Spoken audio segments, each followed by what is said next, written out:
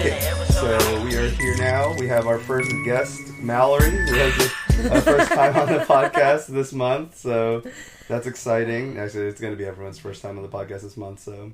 Wait, is it? No, it's not. It's technically the second podcast of the month because the first one came out on the 1st or 2nd or whatever it was. But anyways.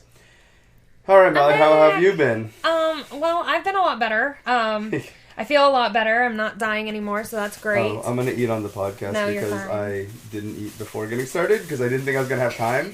Then I sat here for like a little while and had time, and I was like, oh, I should have ate. So I'm going to do that while Mallory talks about how she was dying. Let's see. I had mono, not from kissing people, just because somebody sneezed on me, so that's great. I didn't even know that was a thing. Yeah, apparently you can get it from, like, just people not washing their hands, and like, sneezing on you, and coughing on you. Yeah, I knew for a fact that, I know for sure that you don't have to, even though it's considered the kissing disease, that's more of a fucking, stupid shit than anything. Like, that's not, like, an official cause.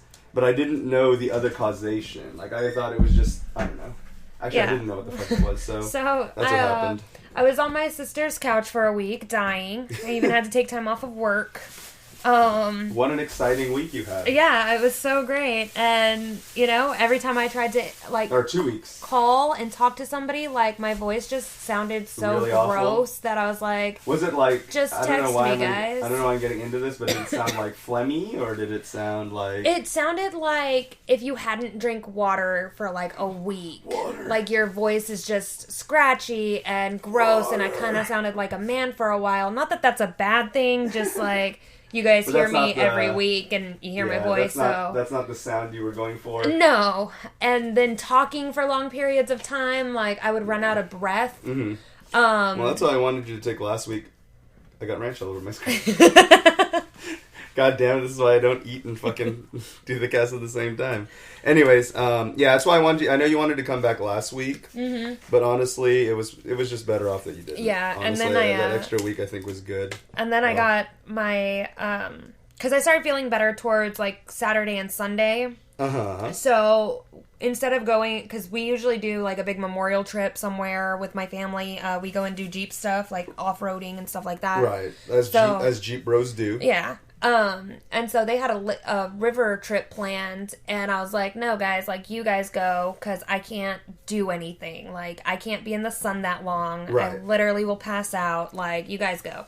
So they were like, no, what we're going to do is we're just going to go Pokemon raiding. And I was like, awesome. So we were playing Pokemon Go all day Saturday. Yeah.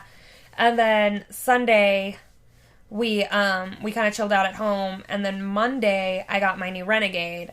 So exciting! It's really exciting. I can't wait for you to see it. Oh yeah, I didn't see it because I didn't go outside. Yeah. So that's been fun, and then I've been driving that all week, having fun with it. Definitely better than my small little car I had because, well, it's a lot bigger, and I have so much room now. Like much room to do activities in, and I'm not even sure what type of activities I could do in my car, but. I had my nephew in there, and of course, all my music has, like, swear words, so now he's dubbed it the swear chamber. As long as you don't get mono again from whatever you're doing in your car, I suppose that's fine. Yeah, probably won't be getting mono again, unless somebody dares to sneeze on me, which now I'm like, please stay, like, now when people sneeze, you're like actually gonna like be like, oh no. Yeah, like I already use hand sanitizer and like disinfect my desk at work and all of that and clean my room constantly. Sometimes people make fun of those people, but guess what? Those people don't really get sick as often as the people laughing at them. So no, and so fuck them. Yeah, like I don't care. I will use a gallon of hand sanitizer on. All right, so we're just gonna continue from there because Mallory like had a.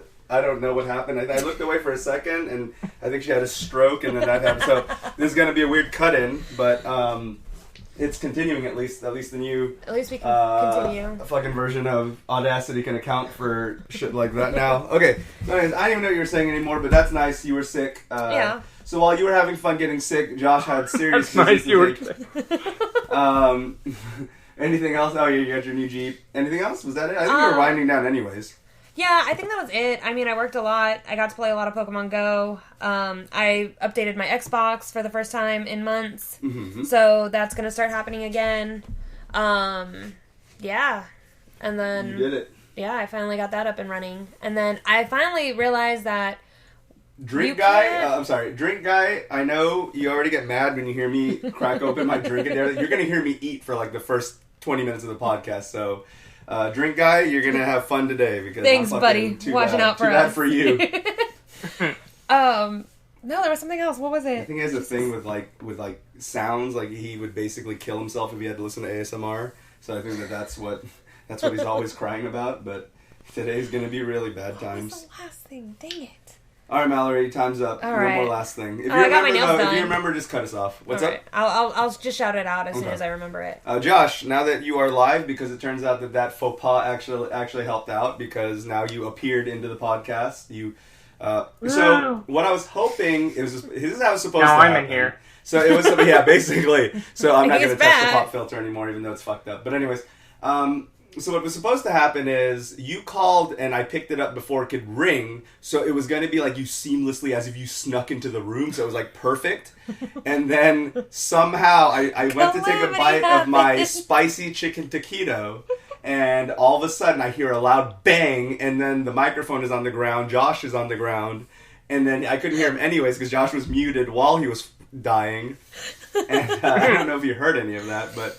that was happening, but yeah, Josh. I did. I got to hear the ending part of Mallory's story. Okay, so you're here now. How was the San Japan? I missed. That's 2 years in a row I missed now. Was it what was the last time you went before this recent one? Oh, me? Yeah. I worked the past 3 years. Okay, so you haven't missed one. Okay. For some reason, I thought there was a gap. But there were a couple of years that I missed out, mostly because like a lot of stuff was going on. Right. But this was the third consecutive year recently. Cool. And then I worked the previous 2. So, yeah. And the con was all right. I mean, it was pretty fun.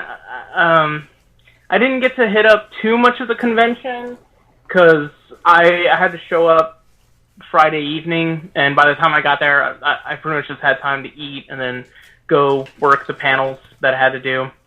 And then after that, we closed down the convention center for the night, pretty much went up to the room, hung out, had a few drinks. Is it the same format where since you're working it, you get like a day where you get more free time than other days? I was free on Sunday, yeah. Oh, like entirely free? Saturday. Oh, sorry? Like entirely free? Yeah. Oh, that's cool.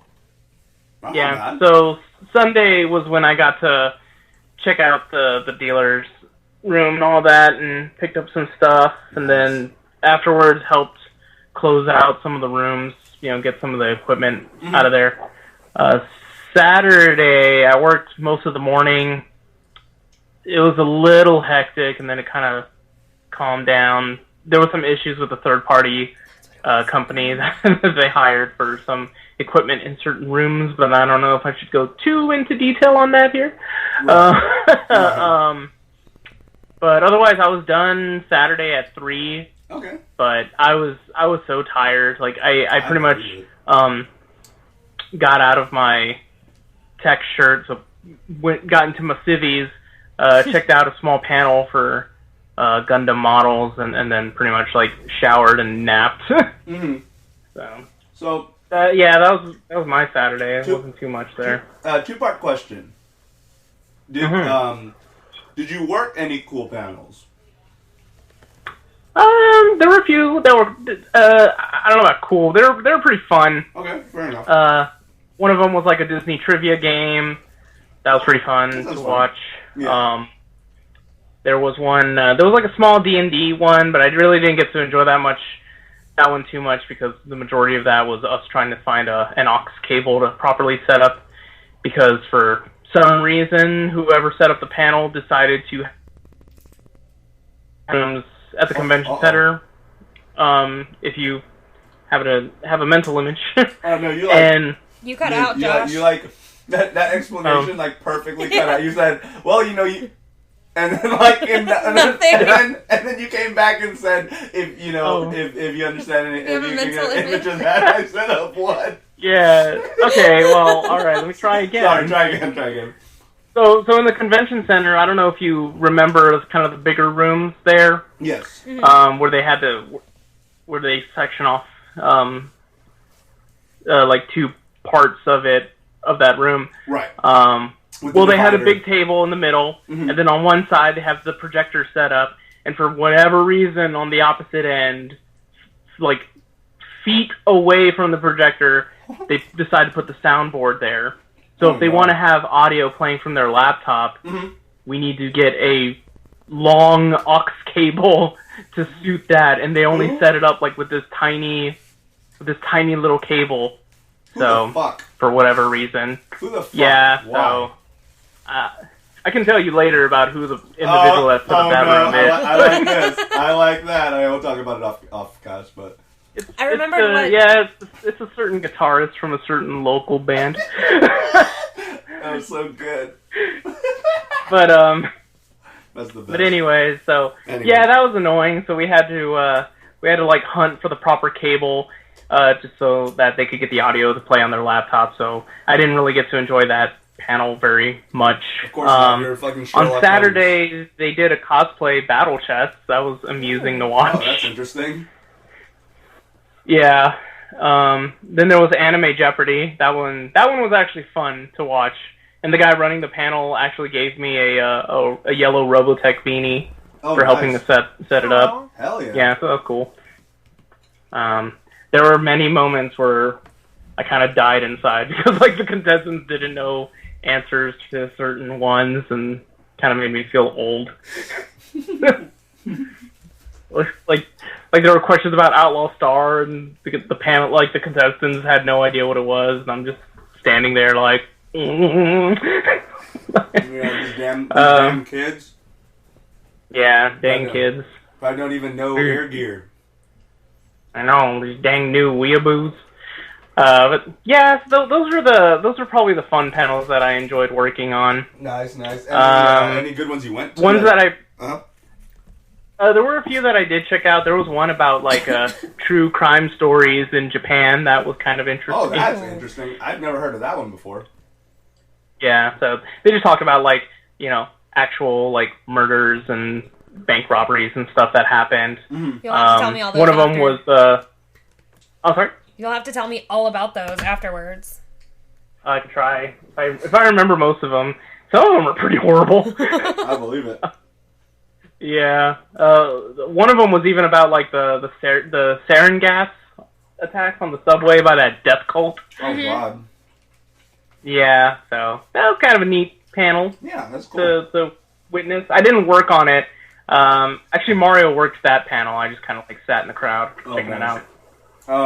Real quick, it's always interesting when they have actual cultural panels like that, because I'll never forget one of the San Japans we went to, bro. It was the fucking funniest thing. Vincent doesn't listen to this, so it doesn't matter. We went... That was the best. Okay, so we went, and we were planning each... The way Vincent and I would go is, since we're just a two-man party, we would be like, pick all the panels you want to go to, I'll pick all the panels I want to go to. We'll kind of like go 50-50 on it. We'll like, you really like that one, okay, I'll sack this panel so we can go to that because there's a time conflict that we go together, right? And he was... The one that he was so adamant about going to was the Tea Party one, or whatever the fuck he called it. Oh, I know the story. And then he goes, yeah, dude, I really want to go to that one. And I was just like, okay, well, that's fine. I mean, like, that's cool. I don't know what he thought it was. I know what he thought it was going to be, right? He's just wearing fucking Mad Hatter hat the entire time. So I think I know what he thought it was going to be, right? And I go, and we get there, and it's just like, this is the Japanese tradition of serving tea. First, the person that is hosting stands on this side and lets them into, and he's just like, what is this, dude? This isn't a tea party. Why? And then anyway, so we're sitting there for like 5 minutes, and he's just like, you want to leave? And I'm just like, this isn't what you thought it was going to be, was it? And then he was like, no. And I go, yeah, I had to let you learn. But anyways, so it also kind of, like I said, it hurt me on the inside because it shows how little people are there for the actual Japanese culture. I know it is an anime convention, but it's a little disappointing when the sword art panel has 3 times the turnout as actual Japanese cultural panels. Just a bit sad. But anyways, cool to hear that went cool, the crime one. Yeah, that was pretty fun. To be fair, though, I don't know if this organization may have hosted that panel, but I know they have hosted a few. But the JSA, I forget what, Japanese something Association, yeah. They can be late to their panels most of the time, so I wouldn't be surprised that it just wasn't that good. Yeah. They're a little flimsy with some of their panels from what I've seen. Oh God. Yeah, but yeah, overall it was an alright time. Other things happened involving like beer. There was a lot of drinking. There was a lot of drinking afterwards. Yeah. But yeah, overall it was pretty cool. I know I picked up a few things that I showed you. Yeah. Yeah, some cool stuff. Charms. Actually, also picked up a Gundam model, which I've been working on throughout the week. Nice. Too, so. That's awesome. I mean, Gunpla I haven't done in so long, but I should pick up a basic ass one, and if I really like it, get back into it, even though it's an expensive hobby. To do It can be at times, yeah. Like the materials by themselves are fairly cheap, but of course it adds up, you know. Yeah, exactly. Like get a 1/100 scale death scythe. Ooh, that'd be cool. But yeah, cool stuff. Anything else? That you want to mention? Let's see. San Japan, Gundam model building. Mm-hmm. Got a Switch. Yep, got a Switch. Finally got a Switch. That is pretty relevant to what we talk about on here. I'm actually almost surprised that almost slipped through the cracks because it's probably it's more recent too, so that's also probably why it's like, you know. Yeah, I haven't really done too much on it lately. Like, I know I bought Octopath Traveler, but I've mostly been playing Yu-Gi-Oh! On it. Don't worry. I'm just waiting for that time to just, like, properly just sit down and be able to enjoy Octopath Traveler. With the Yu-Gi-Oh! Game, I can just have something on and, like, play it, you know. Right. Octopath Traveler, you definitely want to pay attention to what's happening. Yeah. But otherwise, it's pretty neat. It's a fun little thing. I quite simply, I could not wait for the Pro, so decided to just pick it up.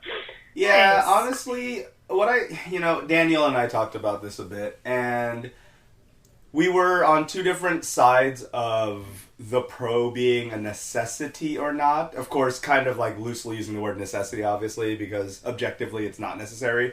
But anyways, my whole thing was, the Switch is fine as it is, and it's not supposed to be this Xbox One X PS4 Pro competitor to begin with. So, objectively, since it's its own genre of console, I don't think it's necessary. But of course, he was all for the, more hardware boost never hurt anyone, and blah, blah, blah. And I'm like, yeah, I mean, that's true, too. I mean, I think both sides are fair. But in my opinion, I really do appreciate the Switch for not being OP. Like, Astral Chain, and which I've been playing lately and all that stuff, looks so good at it and runs much more consistent frame rates than PS4 or Xbox sometimes, because it is running at 540p or 720p depending on if it's dynamic resolution or if it's locked. But at least it can keep a constant 30, unlike sometimes when I'm playing some PS4 games and it just shits the bed and it's like at 21 frames and I'm like, why? I'm like, what the fuck? Yeah. This has so much more advanced hardware than the Switch, but it's chugging. And sometimes that's even at 720p. So anyways, so my whole thing, anyways, we talked about that. But yeah, I don't think you made a bad call. I think you'll be happy. I think you'll be happy. It's a really cool console. I mean, when we first started the podcast with John, I named it that was back in February. I named it the best console of this current gen. Like, pound for pound, game count, and satisfaction playing it, I would rate it far above the PS4. And then, of course, the PS4 is rated high above the Xbox One. So, I would definitely say library-wise especially, it blows PlayStation's ass out of the water. So, especially with a lot of these ports coming, like Witcher and stuff like that, which was some of the stuff that PlayStation would have had on its side at one point. So unless you're primarily playing the PS4 Pro for your 4K memory and boost mode, I would say PlayStation 4 regular, which is the comparable one to the Switch. I would say the Switch, to me, I've had more satisfaction out of than the PS4. But again, that's just pound for pound. Like if I had to choose a winner, obviously you can have all of it. You could be me and just buy any console that comes out. But yeah. Anyways, anything else for your week, sir? I think that's pretty much the majority of it. Okay. I think. Okay, Mallory, what was the thing you remembered? So I remembered 3 things. One, the Pokemon Go lawsuit was just we were talking about it today, was just finalized. So there's going to be changes to Pokemon Go, which include like Pokestop complaint reviews and stuff like that. Pokestops being inside of parks, being limited to only park hours. Changes in the whole submission process to review Pokestops. And there's a whole bunch of others. I'll give you guys the link down below, or whatever we do on here. Yeah, just send me the link and I'll put it in the notes. And then I also realized that I've been telling people the wrong Instagram handle the whole time I've been doing this. Yeah, it's not Awesome Mally. It's awesome_Mally. So that's cool. Thanks, guys. Awesome Mally got a couple of people then. That's fine. Yeah, thanks for supporting that person. My mistake. Thanks for supporting them, but you were wrong. Yeah, thanks for being wrong. Right. Probably should have checked that clearer, but I couldn't see the underscore. Dude, fucking Pat from Castle Superdies fucks up the fucking email for like 5 years now, so it's fine. And then the last one was that we started our big old Halloween thing, where me and my sister and my brother-in-law, we build our... Is it? Yeah, it's September, but we start early because we have to build our whole Halloween extravaganza, which has like 5 projectors in it, a whole graveyard with like real built fences that we make, and we started that like right after I got better from being sick. They were like, "Hey, we're gonna go get all this stuff, and we get to paint now." And I was like, "My lungs can't handle that, but cool." So yeah, those were the things I remembered. So remember, awesome_Mally. Paint is a bit much for the lungs. I thought you were gonna say, "Don't worry, I'm done eating." Anyways, I honestly thought you were gonna say, "Yeah, we got it all started right when I got sick." Oh no, no! I thought I that was just laying on the couch. Was gonna be, but okay. I was gonna be laying on the couch the whole time. Yeah. They let me rest and get better, and then they were like, "Hey, we got a new project." So even though it was my whole idea and joke for the last episode, since Josh was in San Japan and Mallory was still recovering from dying, so many people thought it was an old episode and an old trailer when I uploaded it, because 1, we haven't done one trailer for season 2 until that one, and then 2, John. So like there were legit some people who were like, I almost turned off that episode because I heard John's voice and you guys leaned into it so hard, and you guys didn't even break character at first, other than being a little giggly at the beginning. They were like, but other than that, I honestly thought I was listening to the wrong... You guys either fucked up and uploaded the wrong one, or I was listening to an old one. Alright. But yeah, so... You're gonna get a bunch of emails. You done goof? Yeah, and put the wrong episode up. I'll be like, but you got spoofed. Because...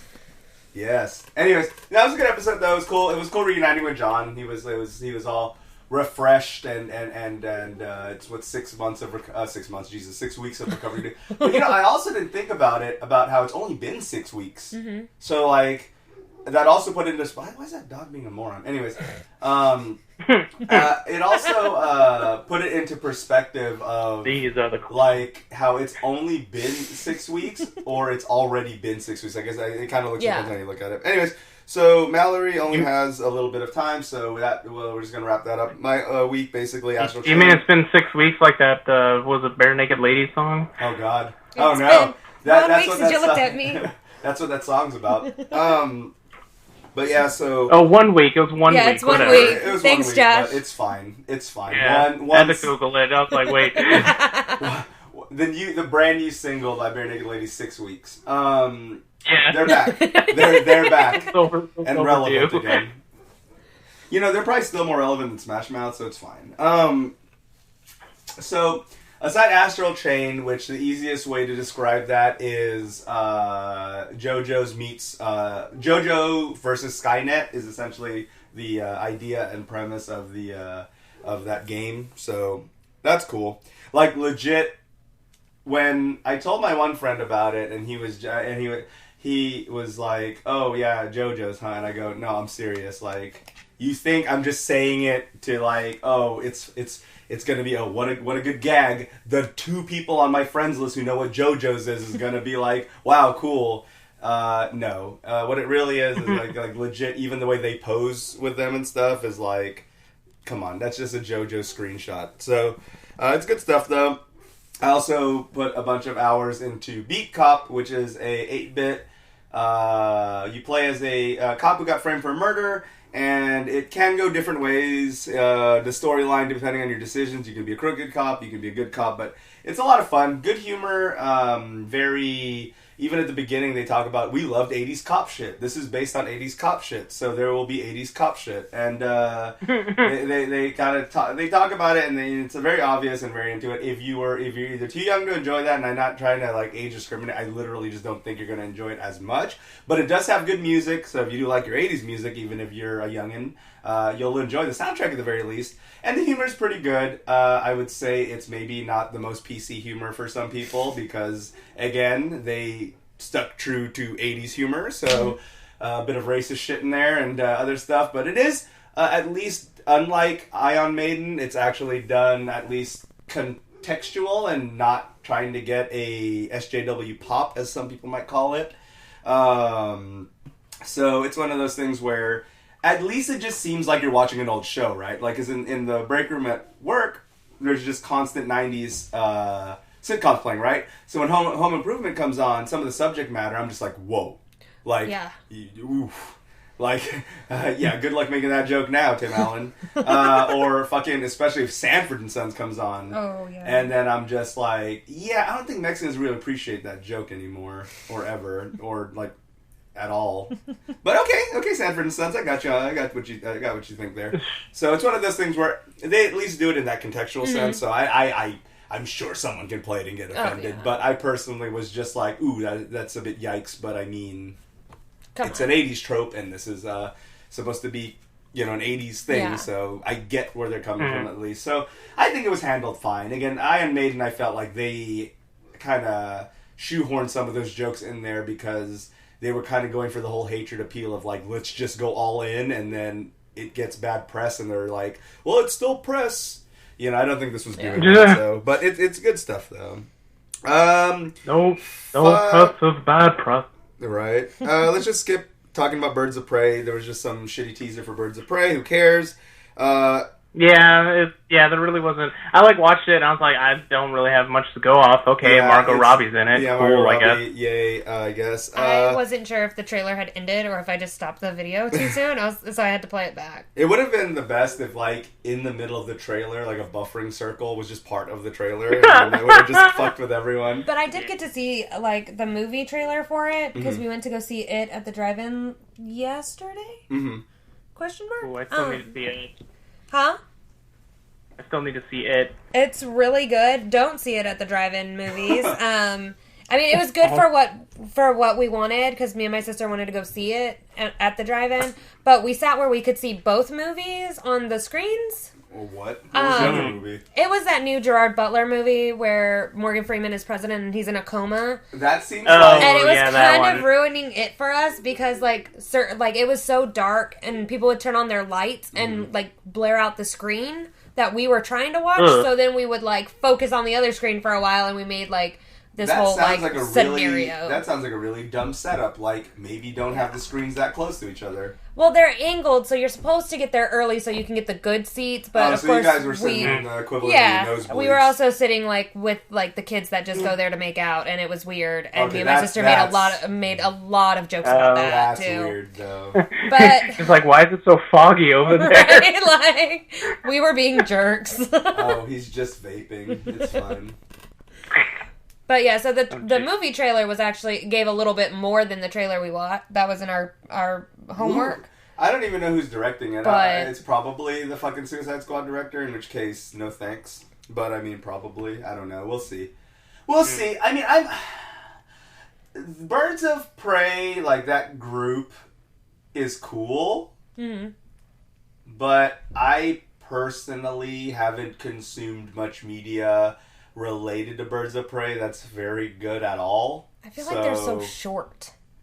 Like the movies are short. I don't know. I mean, I liked the comics when Gail Simone was writing them. Mm-hmm. I was gonna say the coolest thing I ever experienced from it was probably just Gail Simone's run, and then that's it. And then nothing else. Yeah. Everything else I've seen is really bad. Which sucks because I do like the group of people. So I don't know. We'll see. Anyways, I just said I wasn't gonna talk about it. I know. I'm sorry. No, Bad Boys for Life. Who cares? Will Smith Martin Lawrence. Well, actually, Will Smith is fine. He has money. I think Martin Lawrence Needs to Eat is what the name of the movie should be called. Not just because he looks like he likes to eat, but also because he needs money. So it's a double. Please, for the love of God, help Martin Lawrence pay his bills. The movie. We should start a GoFundMe for him. The beginning of the movie in IMAX is just really close shot of him going, "Alimony's a bitch." But anyways, oh no. Okay, so anyways, where can we do the plugs early now because that is when people turn it off already. Josh, Mallory, rehearse your URL. Josh, where can people find you? I'm looking it up again. Where can people find you on the internet, Mr. Josh? Or where do you want them to find you? Everywhere. YouTube at ShiroPlay5, in Twitter and Instagram at Yoshiro Joestar. Nice. I actually posted some stuff on Instagram recently. Oof. It's just Gundam models if you're into that. Spoiler, if you're into Gunpla, you'll get hard. Maybe. You might. Hard plastic. Dude, that's still the worst fucking Joker laugh of fucking all time. My God. Fuck you, Jared Leto. You bastard. But anyways, and Mallory? It is on Instagram. It is awesome_Mally. So you can find me there if you've been looking for me. Finally find Sorry. it. You did it. And then, of course, I actually opened my Facebook to where people can actually friend me and not just super private anymore. Oof. And you can find me at Mallory Ulfers, which is weird saying my full name on here. I don't like that. I mean, you could always just make a separate Facebook page with, like, your gaming stuff on there. That's could true, do that. Gosh. It's too late. Add her it's already out there. Add her on her personal You know my one. name. Put it on my post. full name. Change it in post. Right, like I'm gonna put it back to private right now. Yeah, that might be smart. Maybe, I don't know. I have a Facebook page, but like I rarely use it anymore. So I just get notifications. People haven't seen your post. I was like, they don't care. That's why. Boost now.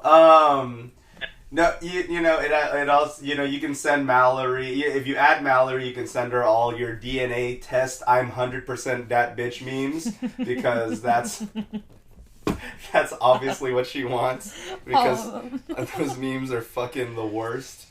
Pumpkin spice is also coming too. Oh yeah, oh gross! Too, I'm done with pumpkin. I hate pumpkin spice. No, we could just skip that. Don't skip Halloween. Just skip the pumpkin spice. I'm so tired of that shit. Okay. You can now get pumpkin pretzels, and that's weird to me. You can get pumpkin cheeseburgers, probably. Yes. So nasty. What about pumpkins? You can get pumpkin-filled pumpkins. I think that's a thing now. I'm just joking. Pumpkin spice pumpkins. Pumpkin spice pumpkins. Pumpkin-flavored pumpkins. And then grape-flavored pumpkins as well. I want to make patches with that on it now. God. Yeah, so my shit is at SoMuchEntertainment.com and DisconnectedCast.com. I'm tired. Okay, so let's get right into it. First, I really just briefly wanted to talk because I just randomly remembered today that like Saban is probably one of the like worst people when it comes to just like anything that remotely looks like Power Rangers. He just wants to fucking copyright strike. So I just wanted to. I don't know why. I was just listening to amusing stories related to that, like how he almost sank Chroma Squad a really cool tactical game. And then, I mean, it's funny too because you think if anybody has the right to actually do that, it would be Toho. Yeah, exactly. I think it's Toho. But Saban is always Toei? Whatever. Yeah, whichever. And then of course Saban is always the first on there, and he did the exact same thing to Final Fantasy 15's DLC. So there's that too, which sucks because Final Fantasy 15 had a DLC which ended up being bad because he ruined it. But when the initial renders came out, basically there was a DLC that came out where it's a bit of an exploit, so it's advised you use it after you've beat the game already. But when you used it, the boy band boys transformed into Sentai and had their suits and were invincible for like 30 minutes when you use the buff. And the costume designs were really badass. And it was supposed to be an homage to fucking Sentai. And then Saban was like, it'd be really hype if I like cancel this shit right now. And hit him with like a fucking huge ass what do you call it? Cease and desist. So Square Enix got hit with a CND, and they ended up having to alter the costumes to look stupid as fuck. And although the effects and everything were the same, the fact that they look so ugly, the suits, it was just really sad. And because the original renders looked amazing, like absolutely fantastic tribute to Sentai from the fucking Final Fantasy art guy. Like, it was awesome. And then no. Because Saban and all his great work that he's done with all the American Power Rangers lately. I mean, he doesn't even own the rights anymore, I think, because now Hasbro owns it. Well, yeah, and that's the thing Pat was saying. Pat was saying that next time he tries to do some shit like that, someone should just stand up to him because he'll clearly just lose in court, and then he'll finally just stop because his ass is gonna get blown out so hard that it's just gonna embarrass him into a fucking seclusion. So. If only. But anyways, so last week we talked about... Well, we didn't talk about it. I wasn't here, so... But we're talking about it now. Yakuza 7 was announced to be RPG, which is completely different from what the Yakuza series has been in the last 8 games. Now 8 games. If you don't count Kiwami 1 and 2 as separate entries and all that stuff. Because you shouldn't, because they're just remakes of 1 and 2. And if you do that, then there's technically 12... Yakuza games, but we're not gonna, that's weird to do. But anyways, so it's interesting. I had mixed feelings at first, but the more I hear about it, the more I'm kind of on board with it in terms of, A, it seems like it's going to be done well, and then B, I like it's pretty meta. So back on April Fool's, they dropped the fake trailer, which some people still think is a real thing, for Yakuza Online. That was an April Fool's joke. But it did introduce prematurely the current protagonist, which is Ichi, or Ichiban. And he loves Dragon Quest. Not legally distinct Dragon Quest. Says, I like Dragon Quest. And that's why Yakuza 7 is an RPG, because Ichi loves Dragon Quest. So the proposal in the trailer, you had the thing where the whole idea was when you play as Ichi, Yakuza becomes an RPG. So many people expressed interest in playing something like that the RGG Studios was just like, okay, for sure, you guys like that? And everyone was like, yeah, even though, they could be liars. So they were just like, yeah, and then they were just like, okay, we'll do it then. And then so they did it. Well, they didn't tell anyone they were going to do it until they revealed it, last week or the week before. But so they are doing it. They're going all in. They did preface it with, we like the way it turned out and we are confident with our work, but if you all are a bunch of fucking liars and you don't end up liking it, even though we're doing this because you guys said you would want that, we will totally just go back to the typical combo, that's cool. Fucking, walking around fighting shenanigans and stuff like that, if they do. And then the other thing that they're changing is for the first time in all the games, including Judgment, it is not taking place in Kamurocho. It's going to take place in Yokohama. Ooh. So there's that, That's which a is cool going to be interesting because what I was telling John, and John found it really cool, is like, so I've been playing Yakuza since 2014, or 2013, end of 2013, beginning 2014, and people who've been playing it since PS2 have obviously been playing it even longer than me. All suffice it to say, when each game comes out, we know where everything is already. Mm-hmm. When I started playing Judgment, having played all the prior Yakuza games before it came out, I know where La Marche is. I know where the fucking, each of the buildings and streets are. When they say to go to fucking Pink Street or Tenkaichi Street, it doesn't move. Pink Street and Tenkaichi Street is Pink Street and Tenkaichi Street. It's like I've been there in real life. Like I've grown, I've known these maps for the last forever that like, it is really cool because some people might call it lazy, but they do enough iterations and changes while using the same area where it really is like just an evolving city. You're either playing the city in 1980 whatever all the way up to 2018 in Judgment. Okay. So it's one of those things where you're playing refreshed versions of it, but again, some stores never change, like La Marche, Don Quixote, and stuff like that. So it's really cool. Yeah. But I'm also kind of happy to see them changing it. I believe there are going to be sections that still take place in Kamurocho, but primarily the game will take place in a brand new neighborhood in Yokohama. So it always takes place in a real part, like Osaka or Yokohama or whatever, but the neighborhood is the thing that's made up. But like it's really heavily based on real cities and neighborhoods that you could actually go to those places in real life. So that's cool. It's really cool. But anyway, so they're going to be doing that.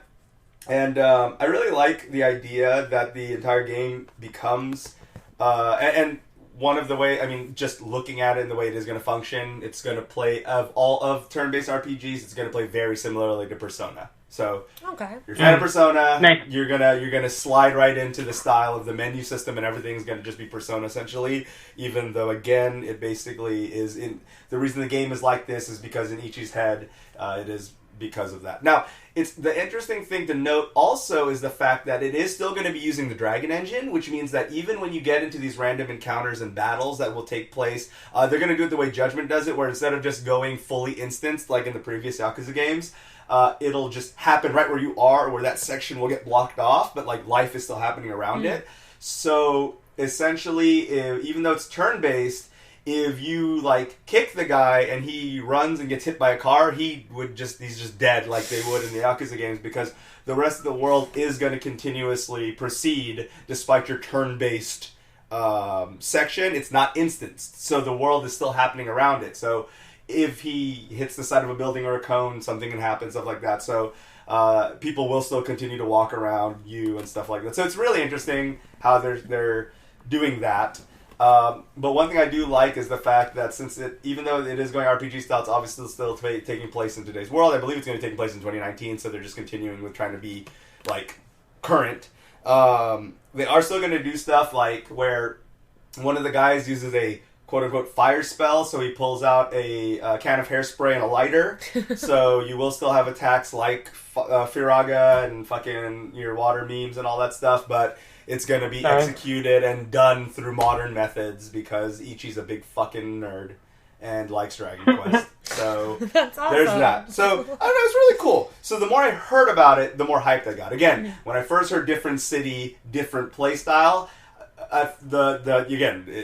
familiarity from how long I've been playing this series made me at first get really turned off. But the more I hear about it and the more I hear the care that RGG Studios has been putting into the game, I'm like, no, this is going to be good, and I'm very excited. And we won't have to wait too long. Tokyo Game Show later this month, or is it next month, is going to have a fully playable demo if you're going to be at Tokyo Game Show. Unfortunately, we won't be. I wish. One day. One day. That'd be sick. That would be really cool. There's going to be a playable demo there, and it's already going to launch in Japan in mid-January 2020, so the game's obviously already done. So, really cool. And it will drop in the States by the end of 2020. So, nice. Cool stuff. It's crazy to think that Yakuza went from a failed US port back when they tried to do Yakuza 1 in the States ages ago, and they had that... we lost the chance for Majima to be Mark Hamill, because that's the first and last time Mark Hamill voiced Majima in an English dub of Yakuza. Which is a shame. That is a shame. Because he is just... Given the right script, like better writing and or like appropriate writing to now, plus better graphics and Mark Hamill like really getting more into the performance instead of like kind of like an awkwardly like I have no idea what's happening performance. It could have been really cool because he can play, I mean, Joker, obviously. Yeah. So, I don't know. Anyways, but the whole thing that's crazy to think about is it went from bombing and disappearing from the States for so long because Yakuza was never come out here. They would take like 3 to 4 years to localize each game to now in Japan, and eventually now that they're caught up here in the States with the remasters, it's going to be an annual entry now. It's Assassin's Creed and Call of Duty, except good.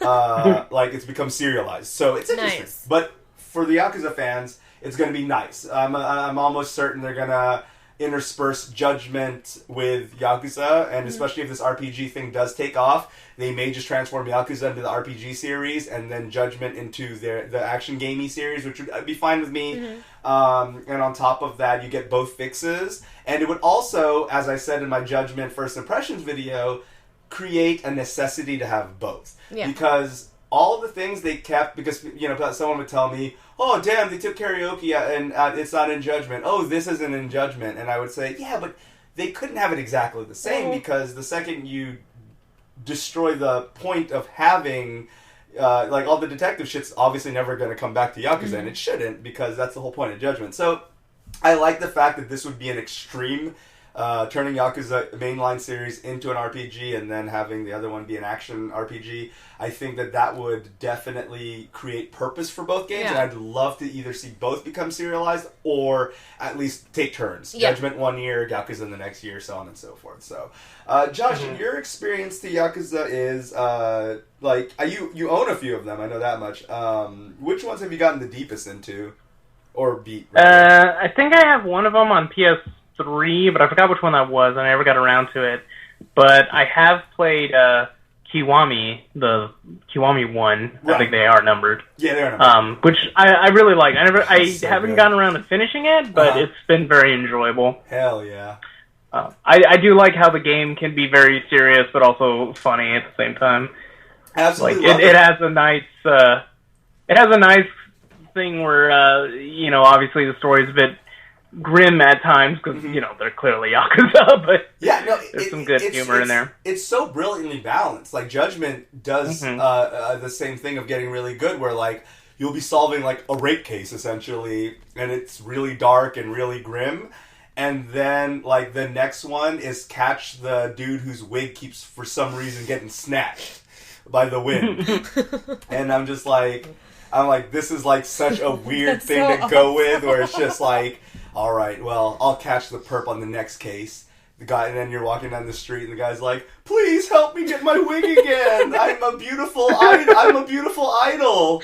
And you're just like, "But why does your wig just decide to just fly away? There's no wind. Your wig just..." And then the objective all of a sudden goes from solve deep case to like chase man's idol's wig, please, so people don't know the idol is actually bald. And it's just like, okay, well, I mean, that's the thing. But yeah, I absolutely love that about the series. They do such a good job of, like, I would say that the fairest way to say it is that the main storyline is pretty damn serious, but everything that happens around it is pretty fucking ridiculous. It's good stuff, though. But yeah, no, I'm glad. I can't wait till you get into the later ones. Especially my favorite games now in the series is Yakuza 0, 4. I do want to check out 0. Yeah, it's so good. And then 4, and then Judgment. The cool thing about 0, and the reason you should play it, because people always get worried about the order, do not play chronologically. I would say try to play 1 through 6, or at least the first 3, and then play 0, because 0 does the thing where, even though it's a prequel, it came out later, does a lot of future referencing. So Kiryu will obviously say something like, yeah, like, I'll ever do that, and then obviously he does, you know, and I love that. So to me, I would say you would actually be hurting yourself if you do 0 early. So I would say at least play 3, up to 3, and then play 0, and then play the rest. But again, 4 to me was my first one, and will always hold a special place in my heart, but it's also, in my opinion, one of the better ones. So 4, Judgment, and 0 are the ones that I would say, if you're going to get to any of them, play them. They are hefty. Like, you know, especially when you get into the side quests and stuff like that, I would say, even if you just try to power through it, it'll probably take you about 40 hours to beat. If you do a lot of the side quests, which they are really fun to do, so they don't seem obtrusive at all. My average playthrough for each of the Yakuza games is 60 to 80 hours. Nice, One was coming up on like 90, but long games, obviously. Yeah. So it's kind of intimidating for some people, but they're very good. So. Yeah. But yeah. Miss Mallory, any experience at all with them? I've seen a little bit of gameplay. Okay. Me and my sister have seen it, just because we don't have the time to just sit there and play these games. It's a lot to do. Yeah. But now that things are finally calming down, like I'm definitely going to check out the newest one, because that just sounds awesome. Please do. It's awesome. Yeah. And especially, I would say Judgment's a good place to start because it has fuck all to do with the rest of the series, even though it's a spin-off. Mm-hmm. They do a very awesome job of not referencing the mainline series at all. Sweet. Other than taking place in the same city and all that stuff, it's got some of the smoothest combat of all of them. Mm-hmm. And since you're going to be playing pretty much Kiryu and Majima for the rest of them until you get to... I don't want to spoil it, but you play later on. But isn't it 4?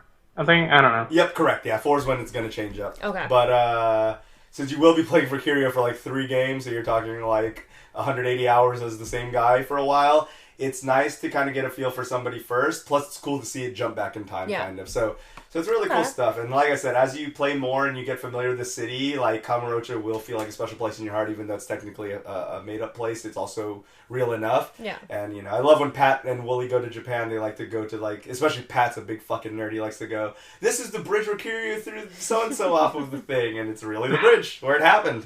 Nice. So it's really cool. But yeah, okay. So enough of Yakuza. Good stuff. Nintendo announced awesome Nintendo Direct. I originally didn't watch it because Nintendo Direct's usually pretty good, but I'm Fire Emblem's fine for me. I'm just not a big Nintendo mark like a lot of people, and that's why this one was so enjoyable for me because this one was basically curated by me. Which is why most people were confused the entire time because they had no idea what the fuck half of these games were that got announced for it. Deadly Premonition 2 was announced, a game that pretty much no one who hasn't lived with me has played. And so it's really good stuff because, Swery still swears to this day that he has no idea what's a Twin Peak. Even though, please, come on, bro, please. But anyways, I really love that Nintendo did it. So similar to Twin Peaks. Right? The studio that originally worked on it is super not a thing. So Nintendo shelled out the money, bought the license to do a sequel, and then rehired Swery, who's actually independent now, to come back and write and direct the game. So it's going to be really cool. You're going to take a lot of it's going to actually happen in good old Louisiana. There's going to be some time jumping between current day and back to good old York. So it's going to be interesting. A lot of spooky ghost shit and Twin Peaks style narrative and everything. So it's really good. The game that at one point, if you asked, I've always wanted a sequel for, but if you asked me what I thought the probability was before it was finally announced, I would say Half-Life 3 caliber of not coming out. Well, yeah. It was definitely a curveball. It was like, the fuck, Deadly Premonition, of all things. Yeah, and they did what I absolutely love, which is not just that they announced Deadly Premonition 2, they said, oh, by the way, guys, don't know what the fuck Deadly Premonition is? It's out on Switch right now. Buy it right now. The second of this announcement, it's out. I love it when Nintendo does that during their directs because they love the pop that they get from that. So they did that for several things. They did that for Deadly Premonition 2. They announced the port of Divinity 2 Original Sin for Switch, which is one of the best RPGs I've ever played, aside Pillars of Eternity and the classic Final Fantasies and stuff like that. It is way up there. One of the cool things about Divinity 2 is there is co-op in it, but you guys can just go do your thing. And sometimes it can actually benefit the other's campaign. For example, if Josh and I were playing, Josh could go do an entire different quest line from me, but if his quest line needs a lot of the Knight's Guard to go there, it could make one of my jobs I'm working on easier because Josh's mission, all the way on the other side of Fucksville, pulled all the guards away. So I'm just like, oh, well, where are the guards going? Oh, they're going to Josh? Well, fuck it. I'm all the way on the other side of the world, but now that made my job a lot easier. I'm going to waltz right into this bitch. Like, it's really cool. Like, the game is super open world, but technically also just kind of co-op. Like, it's an interesting mix of RPG styles. A little bit of harkening to Baldur's Gate, a little bit of action RPG. It's really cool. One of the best. And they also did the whole, it's available right now with it, too. Yeah. So that was really cool. Tokyo Mirage Sessions, another awesome Wii U game that was stuck on the console no one's ever going to play, is now getting ported. So once Wonderful 101 gets ported, I pretty much am going to tape up my Wii U into a box and throw it into the ether because I no longer need the Wii U, essentially. It was a good console. This is what I tell people. I actually... People always get mad when I make disparaging remarks about the Wii U. I don't hate the Wii. In fact, I was one of the people that, at the time, when I got my Wii U and Wonderful 101 and Bayo 2 were announced, I was, like, fucking all gung-ho for it. But objectively, it is a shitty console, and unfortunately, a lot of great games didn't make gangbuster numbers, and thus some died, some didn't get support, some were considered flops, and I'm like, fuck, if this had been an Xbox or PlayStation title, this would have fucking... got all the money, but now it's going to lose all the money because it's stuck on this piece of shit Wii U. Like, you know, so I have retrofitted Salt against the Wii U only because the Switch exists now. Now, I also always remind people you have to thank the Wii U for failing because its failure led to the Switch's inception. So yeah, the Switch is pretty much the Wii U's final form. Exactly. Yeah. So that's what I tell people too. Is that I also will remind the Wii U, the true Wii U haters who just always hated on it since it was a thing before the Switch, that you're welcome. For all the people who are like, fuck the Wii U, and now they're like, I love my Switch. See, I'm like, no, I'm like, fuck you. You were the one who almost did make the Switch happen because. Nintendo did go bankrupt, and it is when Iwata took his second pay cut to save the company. Is because the Wii U fucking failed that hard.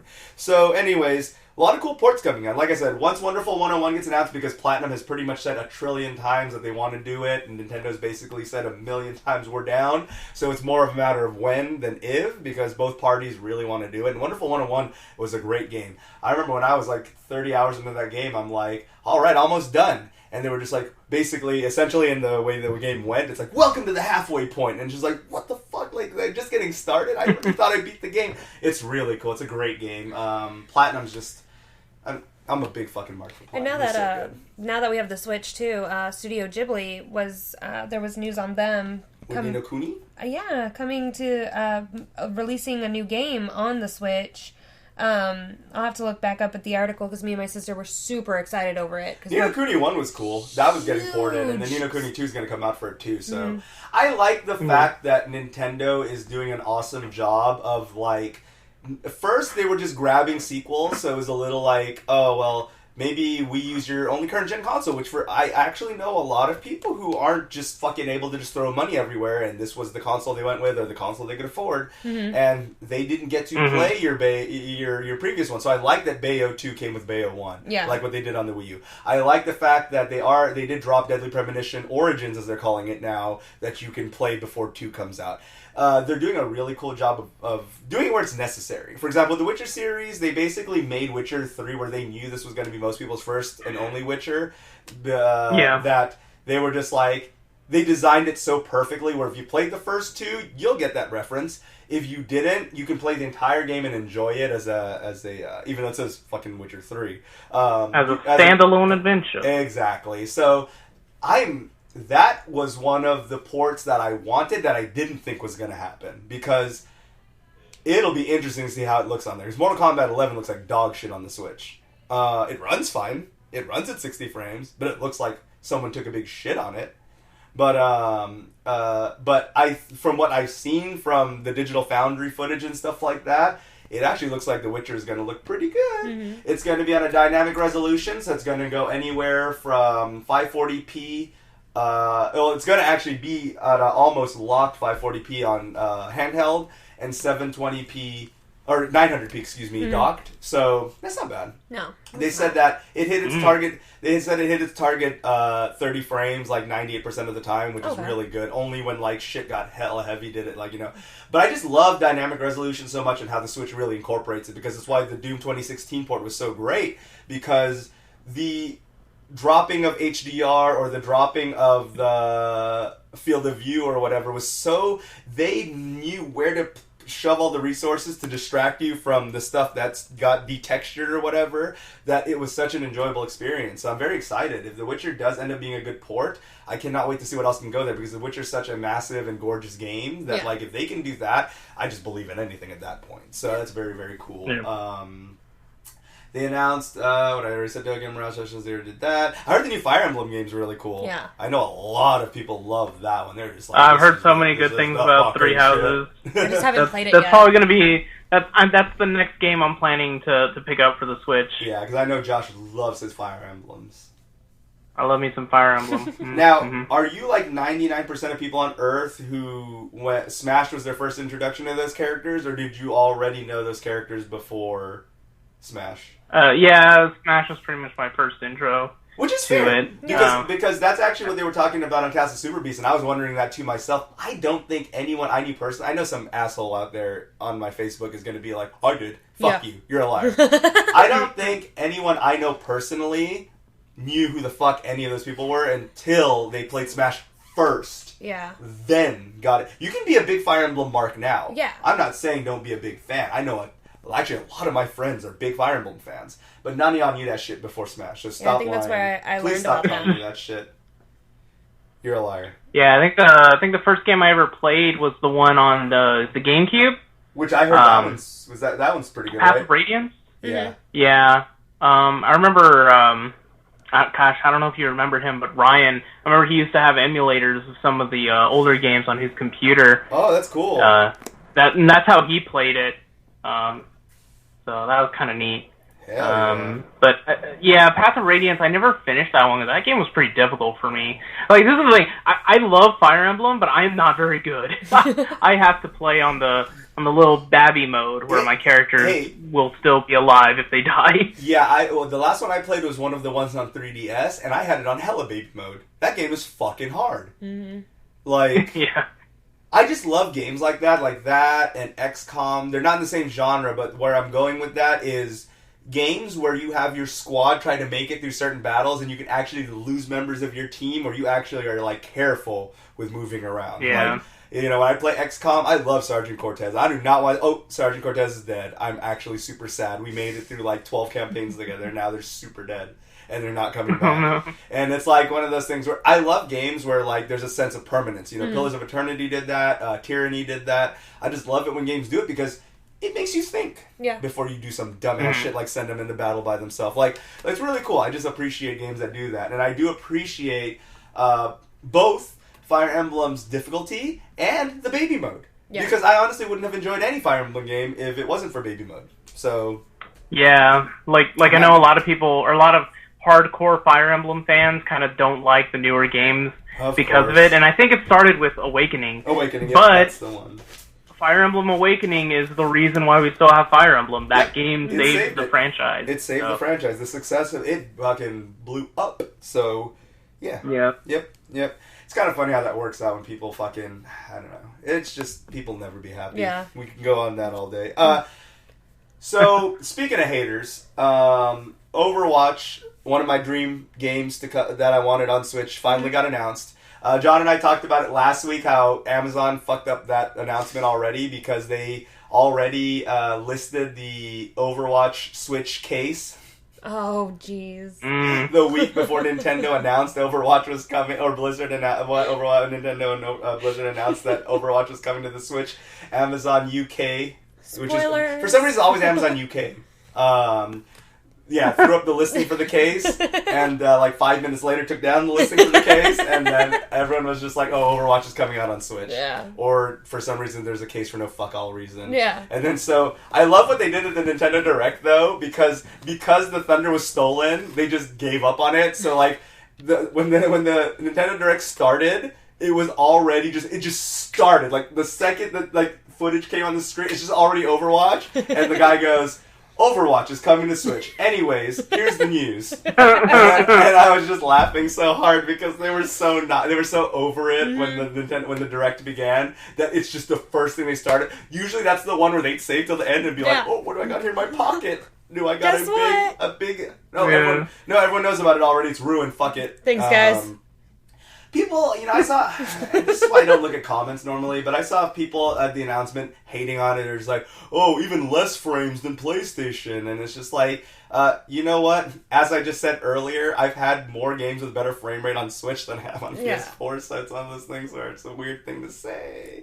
Maybe if you're a PC Master Race hater, sure, Overwatch looks gorgeous and runs so much better on fucking PC. It does. It just does. That's a fact. But guess what? The Switch isn't your fucking however many $1,000 gaming computer. So guess what? Maybe for what it stop being a hater. is, which I'm sure they're going to be able to run it at at least a lock 30, which I know it's a shooter. It should be faster, but if they can at least keep a constant 30 with good with good online gameplay, it'll be fine. Yeah. If you're fucking playing Overwatch, I'm gonna be able to. I don't want to do it at work because God, that's gonna have shitty internet. I was gonna say, like, quite frankly, I see it as that game, like, you and your friends are just hanging out, like, oh hey, let's just dick around on some Overwatch. Exactly. Yeah. But like we talked, I forgot if it was. You're not gonna fucking get ready for Overwatch League on that shit. Exactly.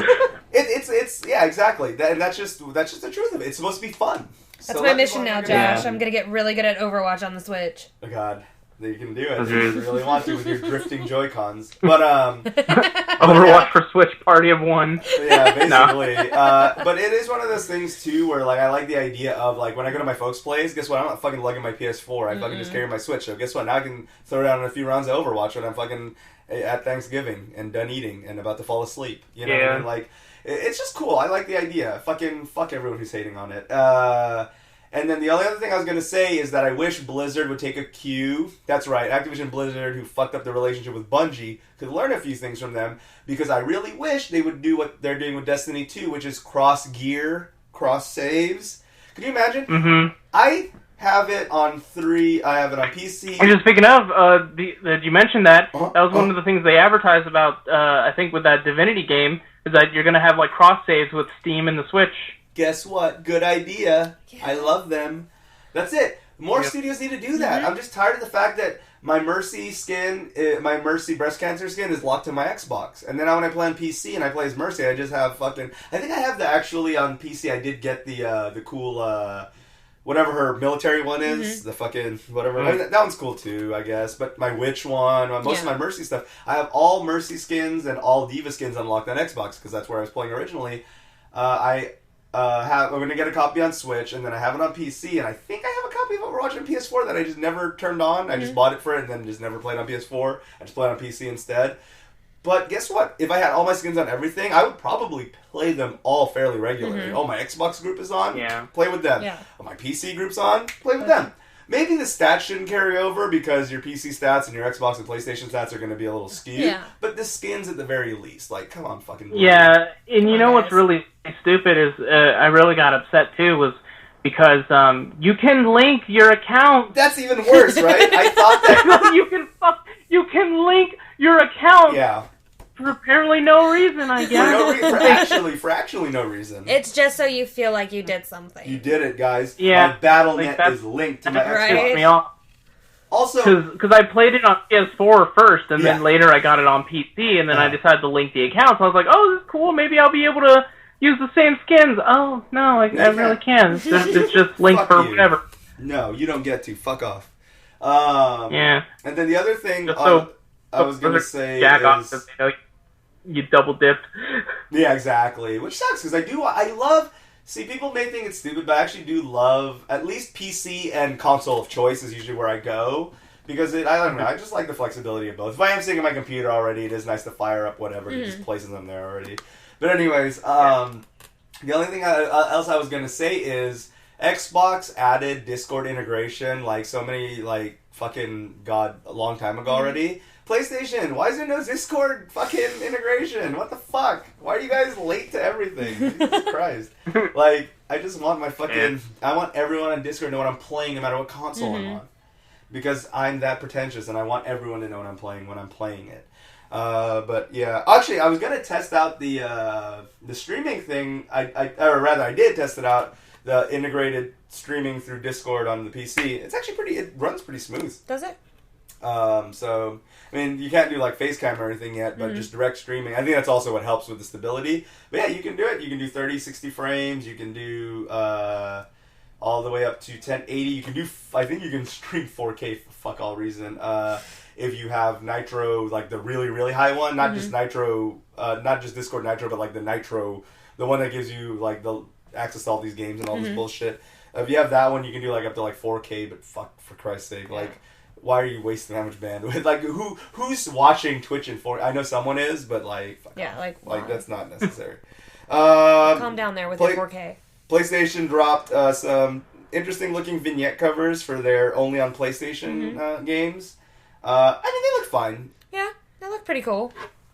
I mean, it's a thing. I glanced at them. Yeah, I was like, I mean, I guess, like, you're going to press the copies of these games again. I mean, I guess that's fine. It's still better than any greatest hits art normally, especially ugly ass. Josh, you remember the OG Xbox greatest hits cases? Oh, jeez. The platinum Oh, hits. God. Yeah, I hated those, man. They would, like, shrink the cover art. Yeah. I was like, why? Or the PS1 or the PS1 and PS2 greatest hits boxes.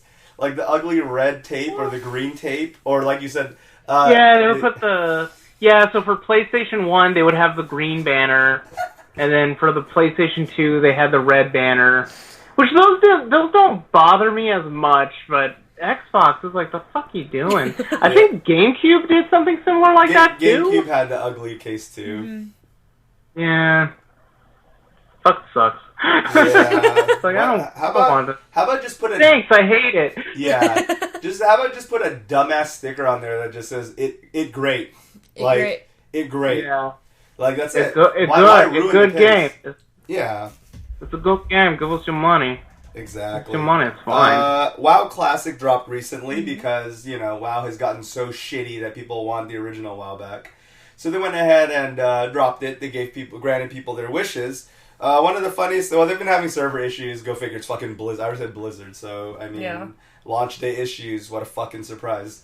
So they're going to have problems with that. They've already been DDoSed once. There's been a major DDoS attack. But the funniest story to me regarding WoW Classic is this one group, I forgot the fuck they're called, they always, supposedly, are the first group to always beat the WoW raids. Every time WoW drops a raid, we that bitch, right? Yeah.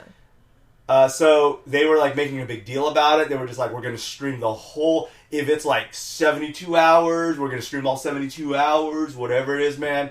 Dude, get it set up. Promo. Okay, put the word out. Social media, let's get it going. Let's get it going. All right, guys, let's get ready. We're gearing, we're grinding, we're going. And as they're doing all that shit, talking shit, one of the people like running the stream goes, guys, they like named it World First, whatever. They were like, someone beat them to it? Yeah. Well, yes! They were just like, guys, someone just did it. You guys still have like 18 hours to go. These guys like did it already. And they were just like, what? And they were just like, yeah, we're not first. This stream name is like a big lie now. And they were just like, oh no. They're literally that one YouTube commenter that says first. Yeah. They're like third. Yes. They did the extreme version of that. So I was just like, oh god, why? So yeah, I mean, none of us really played much WoW, so I mean, obviously... Hold on. I had to move around. Mallory, talk. Shenanigans! Okay, did it. Okay. Oh, no. But anyways, yeah, I don't think any of us were really like super deep in WoW. Like some people are like hella deep into WoW. But yeah. Fuck it. I thought that shit was funny. Speaking of assholes getting what they deserved, EA appeared in the Guinness Book of World Records for having the most downvoted comment in Reddit history. Nice. The comment, hilarious. The comment was from Battlefront 2 in regards to them trying to justify their microtransactions and hiding characters behind fucking progress and paywalls.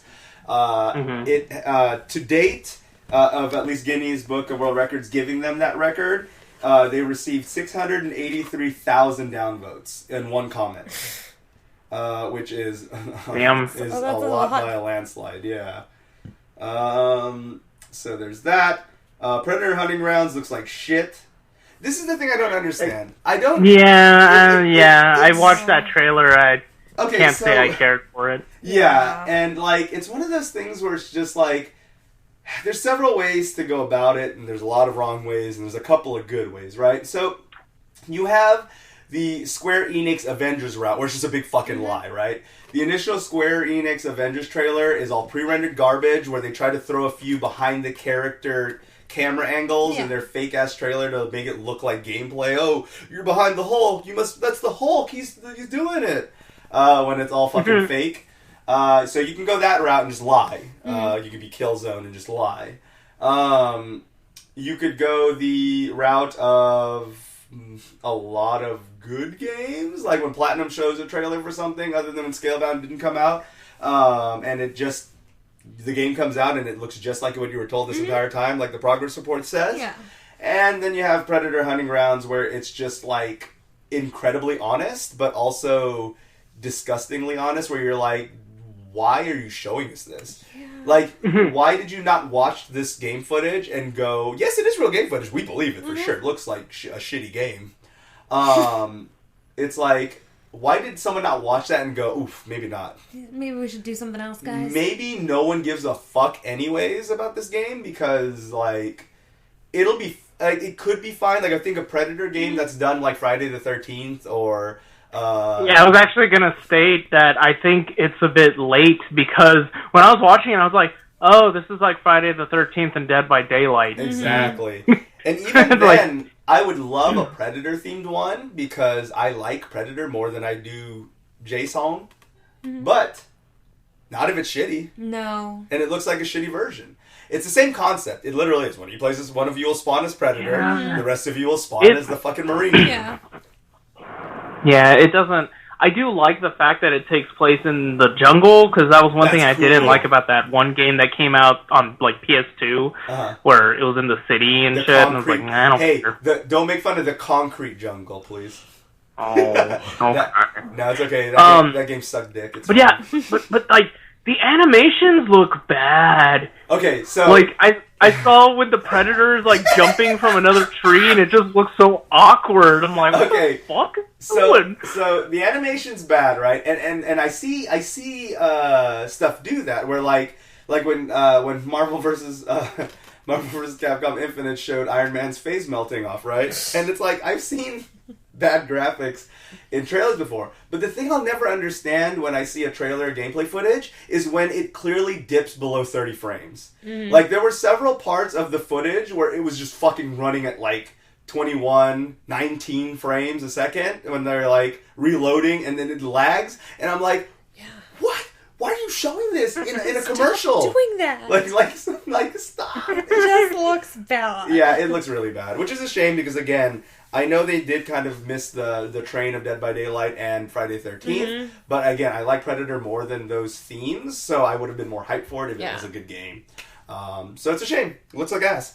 For some fuck all reason, Batista is going to be in Gears of War 5. So not just does Gears of War have some vague-ass Terminator dumb bullshit like DLC for actually no reason, now Batista's just going to be in it. Okay.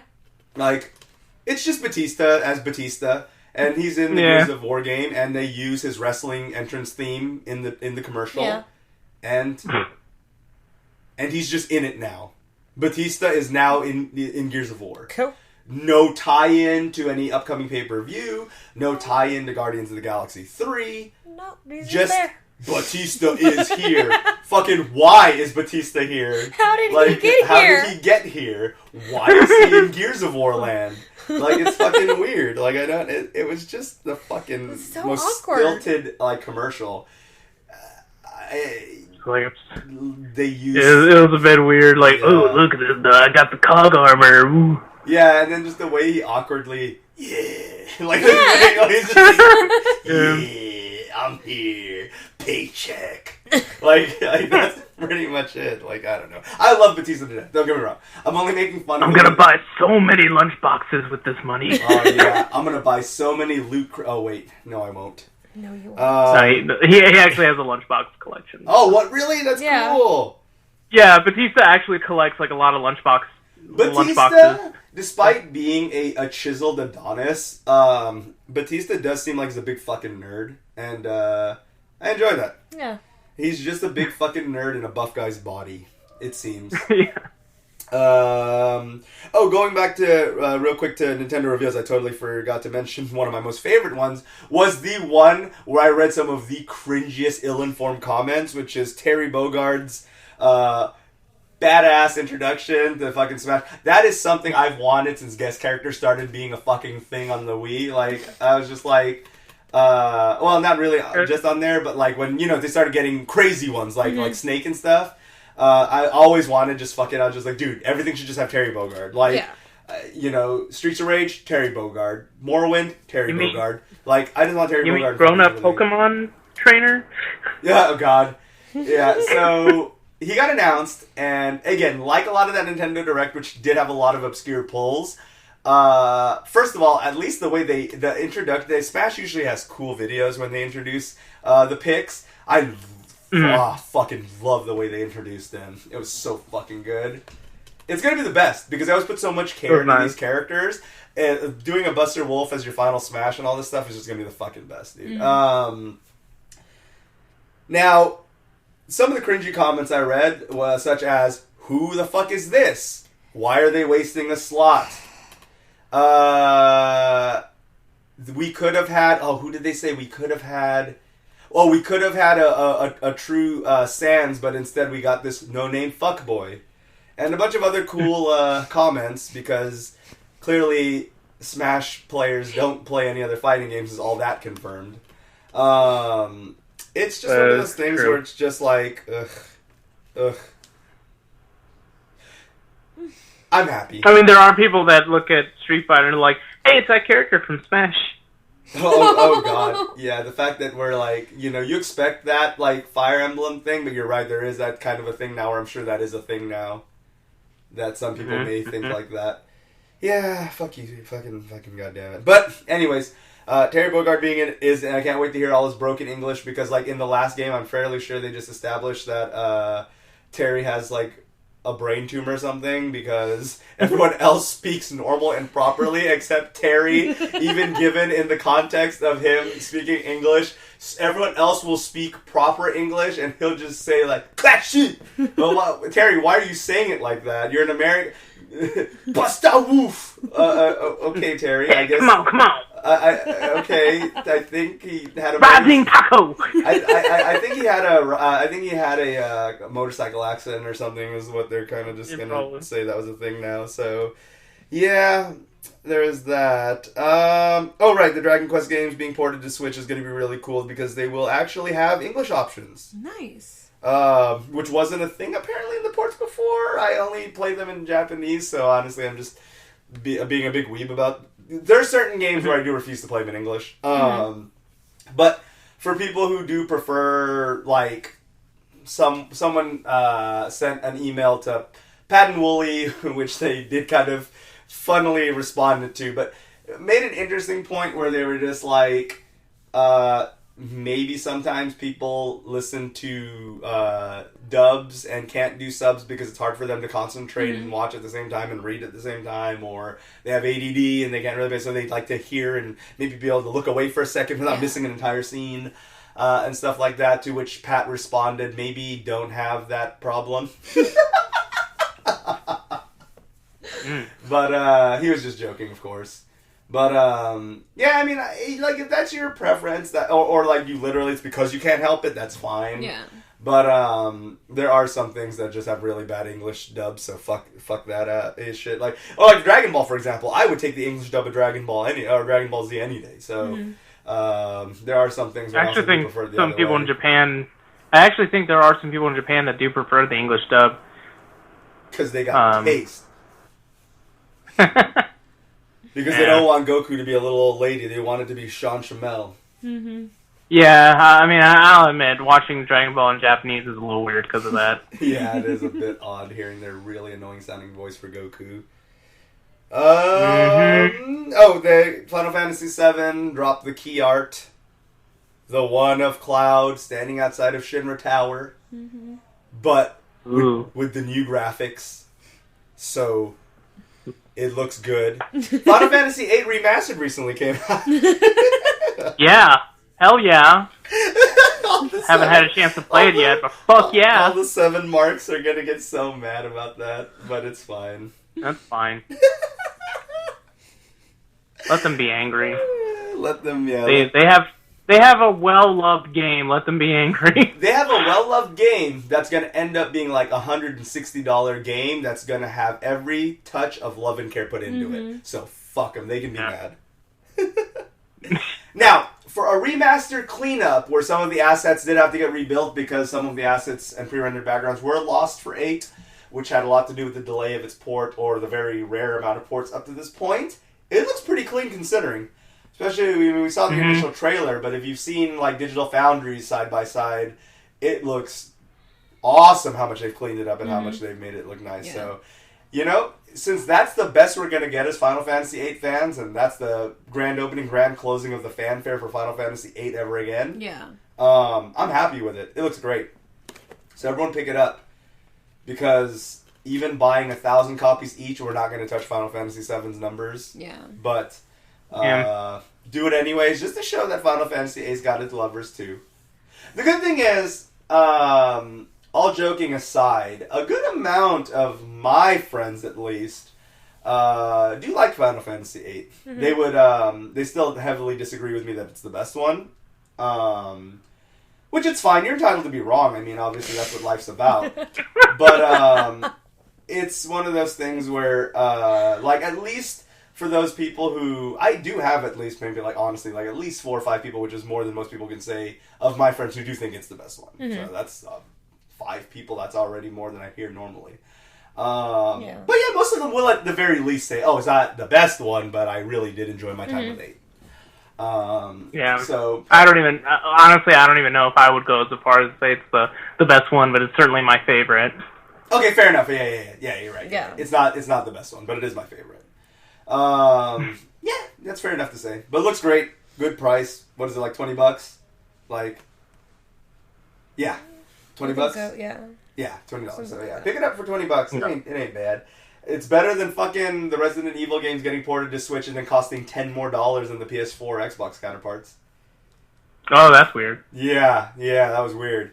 I mean, do you get anything extra for that? Or? No, they're just the PS4, Xbox ports ported to Switch.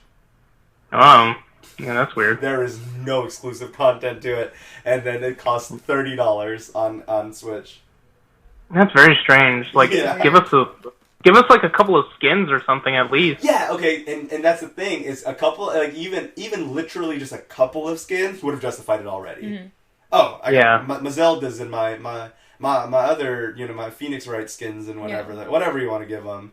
Your fucking your Link, whatever. Yeah.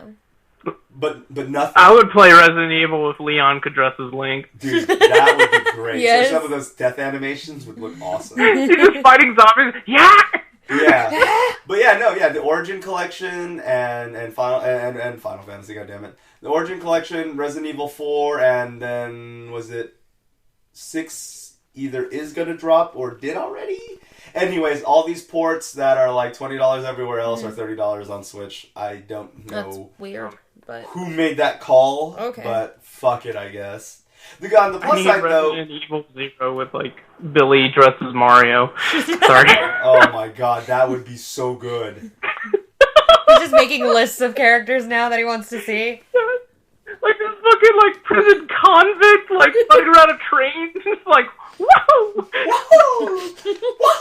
murder, whoa. You're gonna make me spit my water. Stop it. Oh man, look at that zombie. Yeah. And then when Billy gets killed, let's go. When he comes back, let's go. And you're just like going down the stairs. So, they just replace all the herbs with mushrooms. Oh my god! I'll throw an extra $10 for that shit. Right? Yeah, so that would have made it worth it. That would be worth it. Unfortunately, all that we just dreamed was just a pipe dream. So we dream a dream, and that's about it. Nintendo also announced 2 things. One, they finally got with the program and gave what a lot of us have been asking for. Because, I mean, let's face it. I I think a lot of people that have been using the Switch Online service for a while now has been in agreement, but I think Jim Sterling put it the best when he said, yes, people will say it's only $5. Mm-hmm. You get to play online, and then you get a selection of mediocre, shitty, and a couple of good NES games.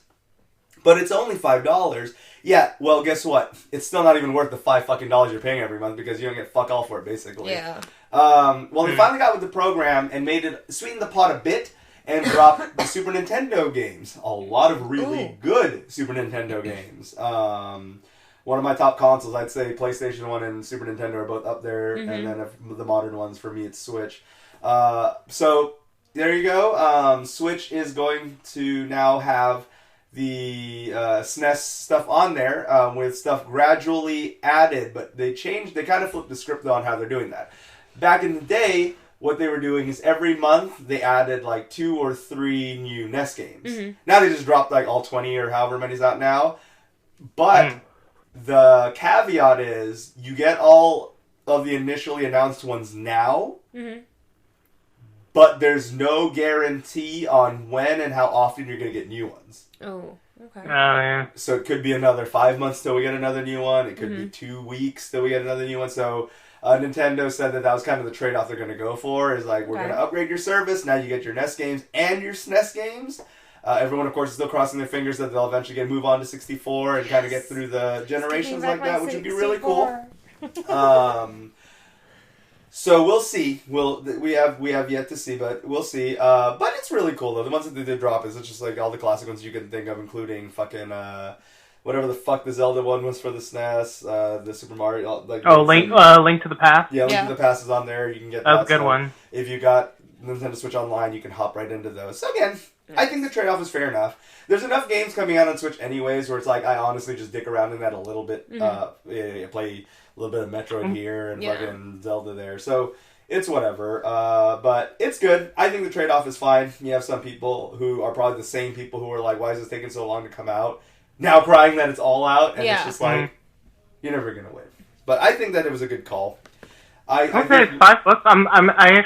I was questioning the price point there because I remember I was looking through Humble Bundle for some stuff. I actually just pulled it up right now. On Humble Bundle, you could buy a 12-month membership for like $20. Yes, it's $5 a month or $20 for a year. Okay. Oh, okay. So like if you're doing it on a monthly subscription, it costs a shitload more on a monthly subscription. Oh, okay. Yeah, because I haven't bought it because I did see that for some of the online features you had to pay this membership, which I thought was kind of. I was like, wow, to play online, you need this. Like, it's a little fucked. And then again, they don't really give you like your cool free. It's not like you get Splatoon 2 this month, and then you get fucking Fire Emblem next month. Like Nintendo has already said they have no intention of balling that hard. But I'll tell you what, a good trade-off would be if they do move up to the N64, and hell, maybe down the line, raise the price a little bit, then move up to GameCube emulation, and now you're giving me that much Nintendo shit for free to rent as long as I have. Basically, it's like a rental because it's only as long as you have the subscription. That could be that swings the pot a bit. If I have NES, SNES, N64, and GameCube library on there, complimentary of owning the online service that I can use unlimited as long as I have the online service, that makes it the deal now. So we'll see. If they continue to grow it like this, I can see it coming to good things. But as of right now, and it's the most fucked pricing scheme because it's $5 a month, $10 for 3 months, or $20 for a year. What the fuck? Yeah. What the fuck pricing scheme is that? Did somebody run these numbers before they put this out? Okay, I saw. Hold on. I know I saw Humble Bundle was advertising the 3 months, I think. I thought I saw 3 months for like $7. I thought that's what I saw. Is it an off-kilter number? So it's even worse then. Yeah. Because now it's a fucked up number. Doesn't make any sense. Oh, yeah, okay, no, I was off. So here it is, Nintendo Switch Online 3-month membership. You can buy this on Humble Bundle, $7.99 for 3 months. Oh, okay, $7.99 for 3 months. Okay. I mean, that's still it's still stupid. It's a weird number. Just get it's like $5 a month, but for $3 extra, you get 3 months instead of 1. So Yeah, the math is fucked. It's weird. And then, like I said, like the month-to-month is $4.99 plus tax month-to-month. So it's like... Yeah. Even if you do the math, it's still cheaper to just buy an annual membership. Yeah. Because you're looking at about $24. I want to say that the numbers are so fucked up because I'm sure Nintendo's whole thing is just by the fucking year. Is Nintendo's thing. Even if that was their marketing's intention, it still comes off as pretty stupid looking. It does. It looks really stilted. That's still not too bad, though, because it's like $20 a year for an online subscription, where it's like, what is it for PSN? It's like 60? 50 like or 50 or 60, or 60, and then same thing with Xbox, same. Yeah, I mean, PlayStation does throw you some free games, but I don't know, lately they've been kind of... actually, what are September's free games? I remember them being shit I own already. I think they're decent, but I own them already. I'm looking them up right now because I think this is probably something we should mention. Yeah. In this, you do that. Here's something from GR. Yeah, you do that. I'll look up Xboxes because honestly, Xbox and PlayStation seem to trade off. Xbox will have a few good months, and then PlayStation will have a few good months. Sorry, I'm just looking at all of Humble Bumble. Bumble. Yeah. Bumble. Not like I can Xboxes right now, since I haven't pulled up already, just real quick. Xbox's free ones for September is going to be Hitman, the complete first season, the new Hitman, which is really good. We Were Here, whatever the fuck that is. And now here's the ones I'm excited for. It's 360 backwards compatibility free games for the month. Is going to be Earth Defense Force. Which one did they give you? 2020 whatever the fuck. That's such a stupid ass game, but it's so 2025 is so stupid but so good. Earth Defense Force is an amazingly stupid but good franchise. And then the other thing they give you this month on Xbox One is Tekken Tag Tournament 2. Oh, okay. Yeah, Tekken Tag's alright. Yeah, so... So for PSN, it looks like it's Batman, Arkham Knight, and Darksiders 3. Oh, Darksiders 3 was surprisingly good. Yeah. It has some polish issues like all Darksiders games, but I thought it was going to be complete dog shit, but it's fun. So, yeah, pretty good. That's why I didn't get hyped about it, because I own all those games. But if you don't own those games, those are some good ones to pick up. So it looks like PlayStation's actually got some decent pickups this month. So yeah, I own Arkham Knight. Haven't gotten around to it because I still haven't beaten Arkham City those years ago. Never really played the Darksiders franchise, but I've heard good things. Yeah, I recently started played the War Mastered version of 1 on PC again. Running that silky smooth 60 FPS, so everything's looking nice on there. So good stuff, good stuff. It's weird how Genesis seems to go for almost like a Torchlight or Diablo style game in their next one. Mm-hmm. So kind of a weird jump from character action, but fuck it, as long as it's good. The only final thing I wanted to wrap up on, just because I don't have a final topic, there was just nothing really. John and I talked about a fucking super heavy one. We were talking about last podcast. We mentioned all those rape allegations that came out. I guess we could make that our final topic too, because I would like to mention to you guys, at least tell you guys what happened, basically. If you guys, unless you guys read that story already.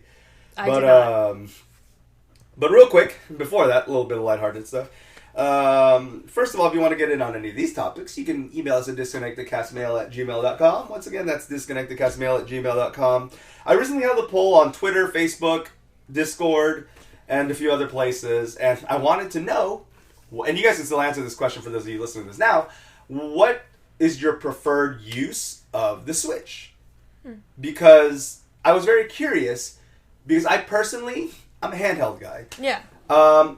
What I realized, and several of the handheld homies and I agreed with this, is at first, it's cool to switch, right? So you're like, oh, I'm home. Whoop. Yeah. Oh, I'm playing on my TV. Oh, it's cool. Whether you have your Pro Controller or you're using the weird slide Joy-Con docky thingy. Oh, yeah. But eventually, when life catches up to you, and when the fantasy of the docking it, when getting docked is done, I find myself just using handheld all the time. I just have I just have handheld at my, I'm at my PC, I got my Switch on my desk, and I am just, playing Astral Chain as I fucking talk to people on Discord. Can't be fucked to dock it anymore, TV's too far, fuck it. Like, you know what I mean? Like, I find that from the people who voted handheld are the people, from what I noticed, have owned it longer. Mm-hmm. The people who enjoyed the dock portion either just recently got it or really dislike handhelds that much. Not like hate it, but they're just like, if I'm at home, I want to be sitting on my couch looking at my big TV. I don't know why I don't know what character they became with that voice, but that's the voice that they became. That's not how I pictured that voice at all. That's what a dock player sounds like. Anyways, no, but so now I just use the dock for capturing game. Oh shit, which means I still need to film my. That's fine. I need to film my footage for Astral Chain, which is totally not the First Impressions episode that's coming up this week. No, it's actually going to be one of two. I'm doing one. I'm doing one for Dog Play Tag, which is literally it's a game in early access on Steam where you play as a dog who just wants to play tag, and your human's just getting dragged all over the place because you're a jerk ass dog. And then Astral Chain. So it'll be one of those two. Will be up on Wednesday. It'll be Russian roulette for you guys because one's probably going to be really good and one's probably going to be really bad. And yeah, so that's what that is. You guys both have Switches. Yeah. What do you guys? Well, Mallory, what do you prefer? So I prefer handheld, so I can watch my Netflix while I play my game.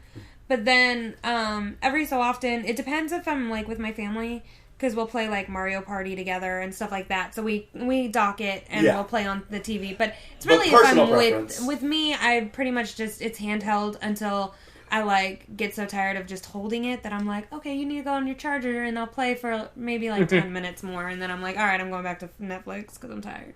There you go, Josh. I know you were just recently on yours, but from the bit of time you've played with it, have you been playing handheld or docked when you do your Yu-Gi-Ohs? I've only had it for a couple of days and have not been bothered to set it up to be docked. There you go. Fuck it. And it also like that's all I'm saying, and it's all like, oh, do you want to set it up for a TV right now? I'm like, maybe later. Like I said, if I wasn't a content creator, I would have went ahead and traded out for the Switch Lite because it has an actual D-pad, and that's enough said. Because like Breath of the Wild, I played it docked the entire time, and I had my I had a controller with it, just because it looked way better on the TV than it did on the handheld. But it really just depends on the game or what I feel like doing that day. All right. And then finally, the story that we did last time was, several developers came out and just talked about how some of them were raped and or abused during the video game process. All female video game devs who called out people, including people like Jeremy Soule, who's best known for his work on KOTOR, the Elder Scrolls series and stuff like that as the composer, as to having... first, come off as kind of creepy. They would do stuff like tell the female developer music's a lot like sex, you know. To get a good flow on your music, you got to get your fucking rocks off. Then slowly, it started to become a lot more malicious to the point where they were basically saying like, "You want your game to sink or swim? Mm-hmm. We doing this or not? You getting in the bed and your game's gonna succeed, or you getting out of bed and your game is gonna go with you?" Like, it was getting pretty bad, apparently, which is a bit of a shame because Jeremy Soule wrote some of my favorite video game soundtracks of all time, so I listen to them with a bit of an awkwardness now, unfortunately. And it happened for several other games. Nine in the Woods developer, same thing.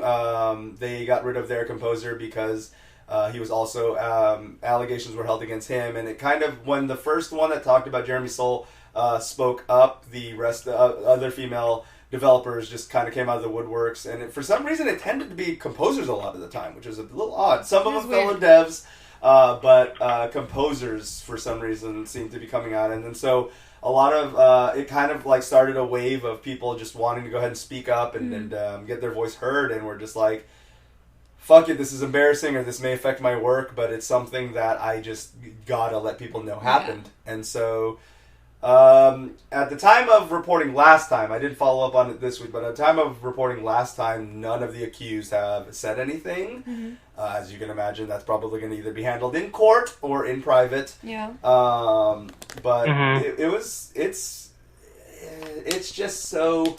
I mean, I'm proud of the devs who spoke up, and I hope that, for the more that are out there that were kind of holding it, like, I know it's scary to put your career on the line to speak up about stuff like that, but you should never keep shit like that to yourself, especially if you were raped.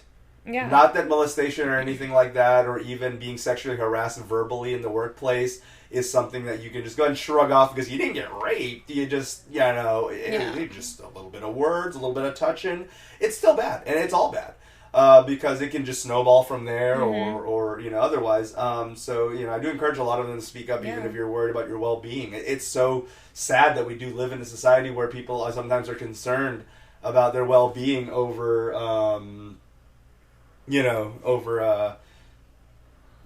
getting raped. Like, the fact that some people held this in. Like, it's really sad that that's where some people's mindset's at. Like, yeah, I got raped, but the paychecks, I need it. Yeah. Like... Go ahead, Josh. Well, I mean, what I was going to say is that the thing that sucks is that, sadly, a lot of people feel like they can't talk about it because the moment they do, there's always going to be the backlash. Yes. Where people are probably like, "Oh, they're just full of shit. This really didn't happen." Oh god. They can risk a lot just for coming out about it. Absolutely, they can. I definitely. If anyone, not that you were saying that, Josh, but I do appreciate you saying that because it does make me want to go ahead and, additionally pad out what I was saying. I'm not saying it's easy, and I'm not saying you must if you don't feel comfortable or you're scared of what might happen. But I do, but all I was saying is that if you aren't worried about it's just fucked up. But you're right, Josh. A lot of people actually really receive backlash, and not just Twitter is where I saw it, but I know this happened. I'm sure this happened in YouTube comments of people that were reporting on it and stuff like that. Yeah. I'm sure Jim Sterling hasn't released a video on it yet, just because I'm sure Jim Sterling's interviewing people and getting big video ready. Jim is one when it comes to workplace shenanigans, controversy, and fuckery. Jim's always there, so. I know he's prepping something. Is the only reason he hasn't spoke about it yet, other than on the Jimquisition podcast. But it's one of those things where, it's rough because some people. There was a lot of that. There was a lot of this is just attention whoring. Wow, way to catapult your career. You're just trying to open up. Blah. It was disgusting. It really was. Because you do open up a can of worms, unfortunately, when you do that. But I don't know. I mean, Mallory, as a female, obviously interested in that industry, and the ass backwardsness of it's amazing just because it comes down to the most insignificant things, such as girl gamers aren't real, to just saying really stupid ass things like that, all the way up to you're the girl, you're the female dev, like you have a harder time in this industry than I do. So I mean, you're gonna do me a favor, I'll do you a favor, and like the fact that it's just, I know it happens in a lot of industries, but it's just sad to know that our beloved industry just has so much bullshit going on in the background that's really worrisome. It to me it's like really it's really gross to me personally that people feel like they can take advantage of that situation.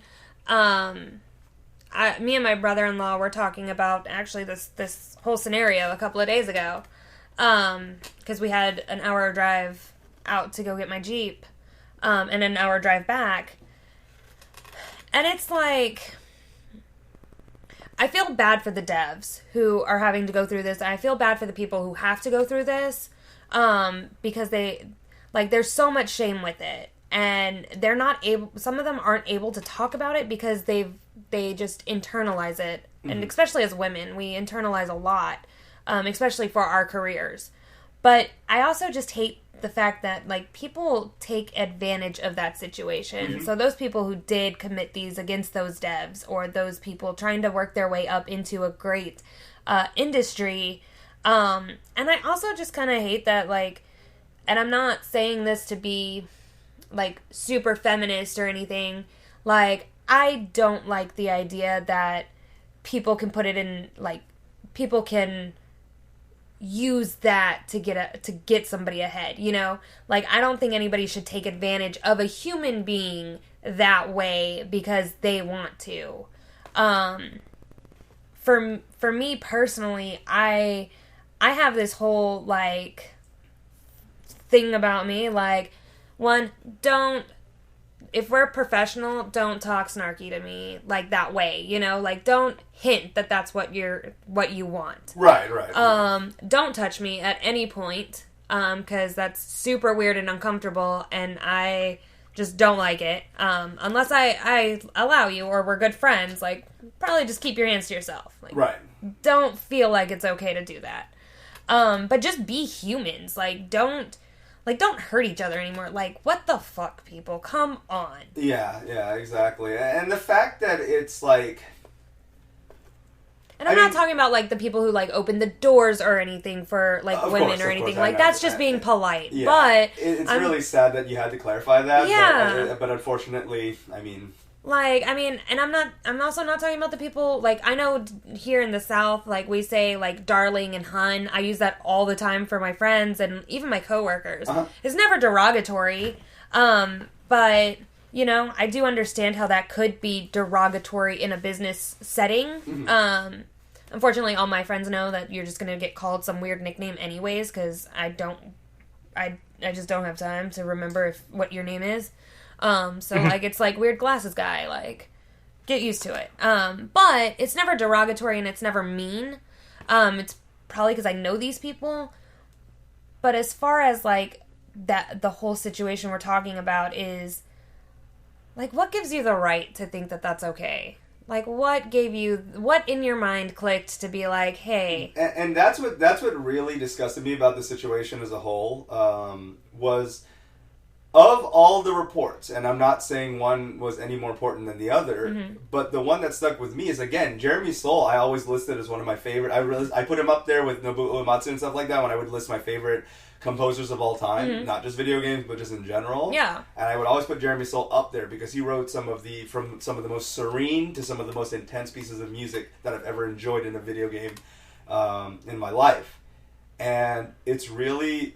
sad to know that this big reputation and name, he literally used it as leverage against this mm-hmm. Woman to force her to sleep with him or to commit acts. And the other thing I didn't mention too is that, according to her, one of the ways he kind of, in a way, justified it to himself, a thing that he would do to basically tell her, well, it's not my fault either, in a way, it was... Mm-hmm. He would say he would blame the current women in his life or women of his past as reasons that he acts like this and does this. Mm. And it's just like, wow, like that's fucking no. That's so shitty. No, that is 101 scumbag way to just try to clear your conscience of a fucking atrocity. Like, it's not my fault. It's all these other people's fault. Yeah, these women caused me to that thing I did to you. I'm really sorry that it's fucked up that I'm exploiting you, but. It's my ex. She's the one. Ever since her, I exploit people like crazy. And it's just like, no, that's not how it fucking works. Like, it really isn't. Oh, that's so gross. Sorry, that just... Yeah, exactly. I kind of just want to punch this guy in the face right now and be like... the extra disgustingness to me is the fact that he was also meticulously planning a self-cleansing reasoning, fucking an excuse. That's how... fucked up this guy is that he was like creating a fucking out. Mm-hmm. Like he's like, all right, I'm gonna do this, but don't worry, I'm not a bad person. I'm only doing it because bad stuff happened to me first. Yeah. It's just fair. That's just life. Yeah. And it's just like it's just an endless cycle. Yeah, basically, that's and it's so just gross. Like it's not great. But yeah, I mean, obviously we could talk about that for a while. But that's what happened. That's what you guys missed about talking about last week. So yeah, I mean, I hate to bring it up again for those who had to hear that 2 weeks in a row about that being the final topic. But it is just one of those things where it was just really sad to hear. Again, I'm sure, Sterling's got something coming up, and when he does, I'll definitely share it because stuff like this should definitely be shared. And to end it on a light note, one thing I will say, if you guys didn't hear it last time, and then for you especially, Josh, Matt McMuscles, Mr. Mattman, dropped a really cool video about Clover Studios and their history before they became what's now known as Platinum Games. Mm-hmm. They were known as Clover Studios under Capcom, which is the greatest studio Capcom ever lost because Beautiful Joe, Devil May Cry, Okami, a lot of Capcom's greatest stuff was made by Platinum when they were still Clover back then. And Matt did a really cool Gone Too Soon video on them covering their struggles and how, despite Capcom going into them, under budgeting them hard, and then being like, here's a shoestring and a Cheerio, and they still pull out a game like fucking Devil May Cry. It's just awesome. He just covers all that and why Platinum deserves to be the amazing studio that they are now. So you guys should definitely check that out. I'll link it in the description of the podcast. Mallory is overdue by like an hour, so I got to get her out of here because she's got to wake up super early. Josh has to wake up early for work. So after I have this, I just got to edit it. But anyways, we'll catch you guys in the next episode every Monday at 11 a.m. Central Standard Time. And until then, we'll see you guys. Goodbye. Don't forget to subscribe. Bye.